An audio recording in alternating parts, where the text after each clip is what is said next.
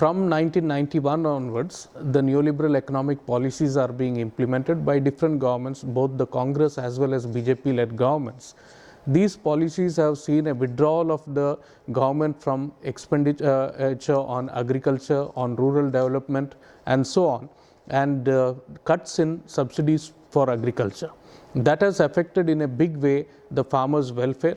We also find that the input sector has been totally deregulated, which is leading to increased costs of cultivation for farmers, because the prices of fertilizers, pesticides, seeds, and other requirements or inputs of the farmers are all decided by the big corporate companies. There is absolutely no control of the government on the price fixation of these inputs. So that is leading to increased costs of production, the rising costs of irrigation because of the rising diesel prices as well as electricity charges. All these are leading to huge increase in costs of production, whereas there is no commensurate increase in the prices of the produce of farmers. That is leading to a situation wherein farmers are continuously in a debt trap. They are facing a situation where their incomes are much lower than even their investment in many parts of our country, and they are having huge loans that they have to repay. It is in such a situation that farmers are in distress, are also committing suicide. We know, according to conservative figures, more than 4 lakh farmers in India have committed suicide after 1995. The numbers are much bigger because the tenant farmers are not included, Adivasi farmers not included, landless cultivators, women cultivators, a large number of them are excluded from this. So that is the situation that we are facing.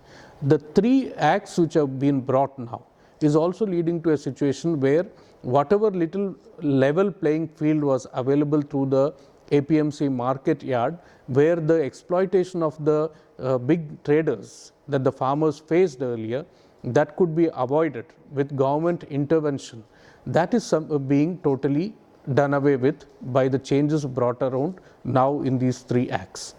Simultaneously, the Essential Commodities Act, which has been amended, that is going to affect not just the farmers, it will affect all consumers, the working class, the middle class, because it is literally providing for freedom for the corporate companies to hoard as much as they want, and also lead to black marketing and increase in prices for the consumers.